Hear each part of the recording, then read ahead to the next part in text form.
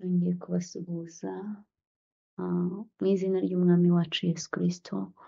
Uwiteka abishimire kandi abaha umugisha. Ni Esiteri nk'ibisanzwe, ngarukanye mesaje kandi ku barundi mwese muri mu buhungiro, ku barundi mwese muri hanze y'igihugu cyanyu, Uwiteka ampaye mesaje yo kubabwira iki gitondo, yo kubahumuriza, mbabwira ngo imyaka ni myinshi mubabaye, imyaka ni myinshi murushe, imyaka ni myinshi mukora akazi k'uburetwa, imyaka ni myinshi mugerageza, bamwe byanga, ariko nzanye mesaje y'ihumure ibabwira ngo igihe mwagendeye umusozi kirahagije, noneho mucyamike mwerekeza ikasikasi.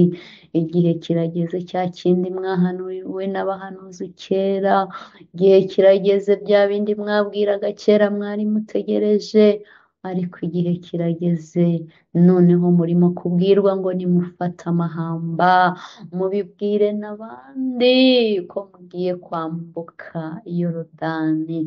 Amina, haleluya, amina, haleluya. Mubivuge, mutangire musezere, mutangire mubivuge, murangurure, muvuge ngo igihe kirageze tugiye gutaha iwacu. Mufate amahamba mubibwire n'abandi ko mugiye kwambuka Yorodani. Iyo niyo mesaje. Igihe mwagendeye umusozi kirahagije.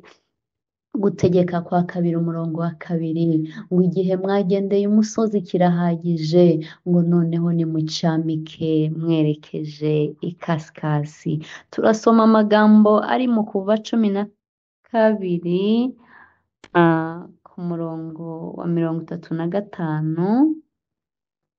Haravuga ngo Abisirayeli bakora ibyo Mose yababwiye, basaba abanyegiputa ibintu by'ifeza n'iby'izahabu n'imyenda. Uwiteka ahubwo bwoko kugirira umugisha ku banyegiputa, babaha ibyo basabye, banyaga abanyegiputa. Amina, haleluya. Dusubire inyuma gatoya twibuke amateka y'Abisirayeli muri Egiputa. Bakoreshwaga uburetwa, bakoraga imirimo ivunanye ariko nta bihembo. Mubyibuke, bakoraga imirimo ivunanye ariko nta bihembo. Bari babayeho nabi, batotezwa, bakubitwa, ibibazo ari ibibazo, agahinda ari agahinda. Bibaza ngo ese tuzasubira iwacu gute? Ninde uzatujyana? Mbese ibibazo byari byinshi ku Bisirayeli. Ariko igihe kigeze, Imana itoranya Mose iramubwira ngo genda unkurire ubwoko bwanjye muri Egiputa. Ariko baraye bari bugende, kubera ko Imana yo yita ku byo dukora. Imibabaro wahuye nayo, agahinda ufite, uburyo wazengurutse uhunga igihugu cyawe ukajya gukorera uburetwa mu kindi gihugu, ndetse ugakora ariko ukabona wapi. Abenshi ntacyo mufatisha iyi myaka yose. Hariho abantu benshi nyine barimo gukora akazi kavunanye, babayeho nabi ariko ntacyo bafatisha nyine, kubera ko igihe cyabo ni icyo gukora uburetwa nk'Abisirayeli, bakora nta nyungu, bakora nta bihembo.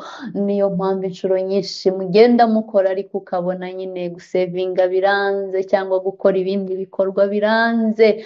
Aho ngaho mwagiye ni mu buhunzi nyine, ni mu buhungiro, muri hanze y'igihugu cyanyu. Ibikorwa byari uburetwa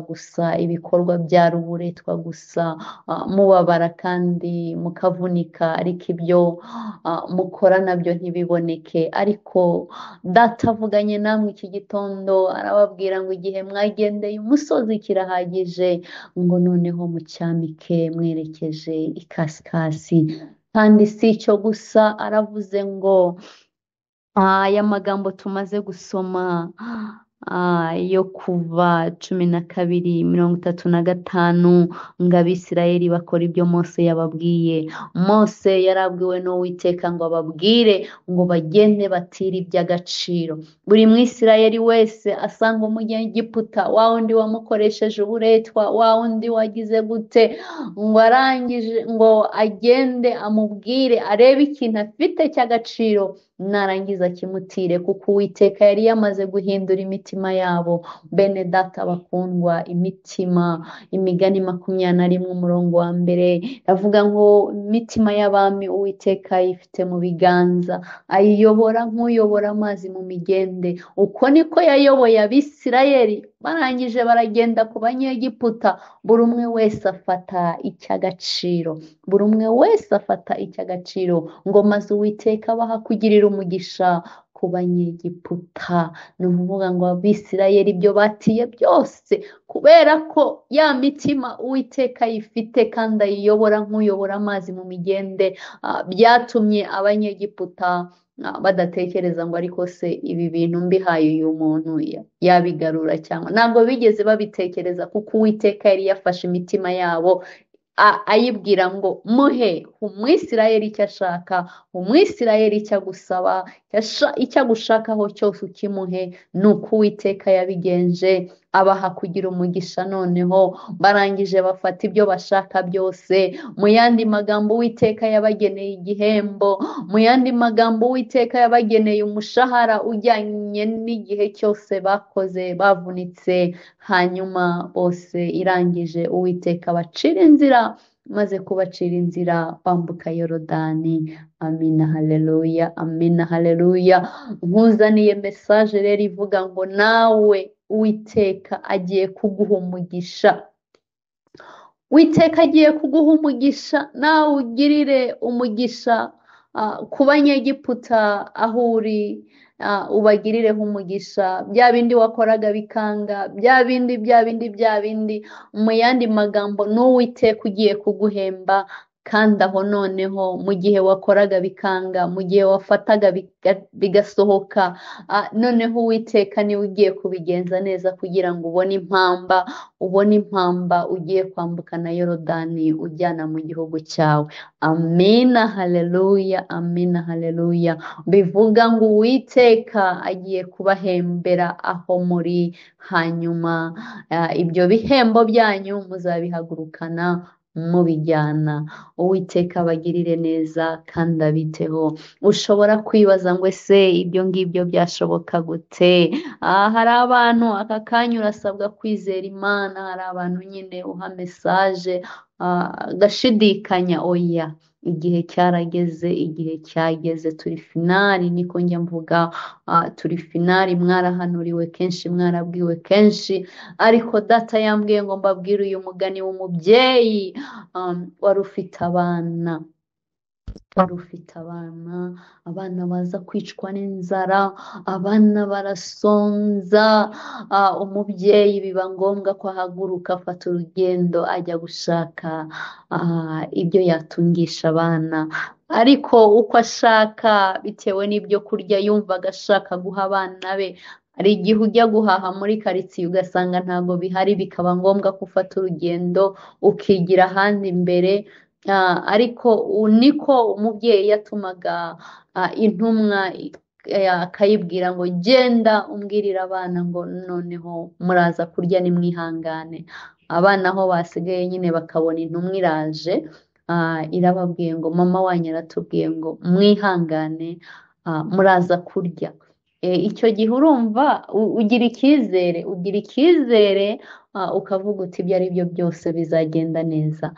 Umubyeyi yigiye imbere naho nyine abura bya bindi yashakaga, biba ngombwa ko noneho wenda atega kugira ngo agera ahandi. Uko niko atuma asiga intumwa avuga ngo genda umbwirire abana bihangane, baraza kurya. Burira bariye baraza kurya, abana bakabona indi ntumwa iraje ibabwira ngo muhumure muraza kurya, niko mama wanyu adutumye.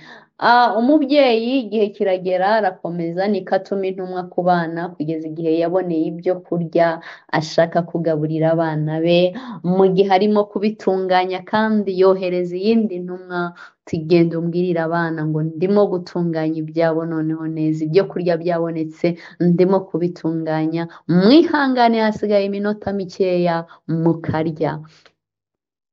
Rero nanjye data yambwiye ngo mbabwire ngo noneho ibyo kurya bigeze ku meza, muhumure. Ibyo byose ni uko byagendaga, mukabona amagambo abahumuriza, mukabona amagambo ababwira ngo muhumure, muhumure, muhumure, bizagenda neza, muhumure, nzabasubiza mu gihugu cya gakondo yanyu, muhumure, muhumure. Namwe mwagiye mubona ibihumuriza byagiye bibafasha muri uru rugendo, muri iyi myaka yose mumaze, ariko nimuhumure, ndagira ngo mbabwize ukuri, turi finali, tugeze ku iherezo ry'ubuhanuzi bwanyu. Ndagira ngo mbabwire ko noneho mwitegure gukaraba, ibyo kurya bigeze ku meza. Isaha yose n'isaha yose wakumva ubwirwa ngo ngwino wicare ku meza urye. Amina, haleluya. Rero wowe utarimo kwizera, ndagira ngo nkubwire ko n'Imana yimura kandi ikanimika, ibifite byose mu biganza. Twasomye Imigani 21 umurongo wa mbere ngo imitima y'abami ayifite mu biganza, ayiyobora nk'uyobora amazi mu migende.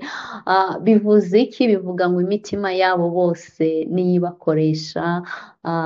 Rero iyo uri mu ruhande rw'Imana ntago bisaba imbunda nyinshi kugira ngo utsinde, ntago bisaba ibibunda bya kirimbuzi kugira ngo utsinde urugamba, ntago bisaba ingabo nyinshi kugira ngo utsinde. Dawidi wenyine yishe Goliyati ku ibuye rimwe ryo kwizera.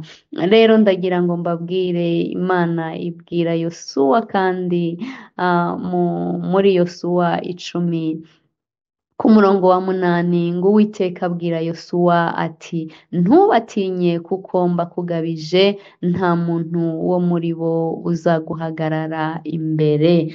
Amena, haleluya. Yosuwa hari yaba umuntu runaka uzabajya imbere agabohora kiriya gihugu, ni uko nguko bimeze. Ariko Uwiteka yaravuze ngo ntubatinye. Icyo gihe Yosuwa niwe yabwiraga, amubwira ngo ntubatinye kuko mbakugabije, nta muntu n'umwe wo muri bo uzaguhagarara imbere.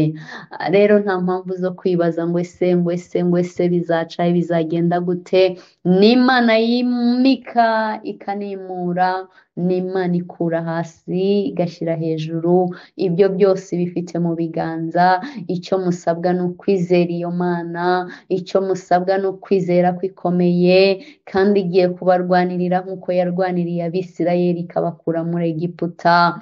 Wowe udatekereza ngo ese byanyura hehe, ninde wari gutekereza ko mu nyanja inyanja yacikamo kabiri? Nta muntu wari kubitekereza.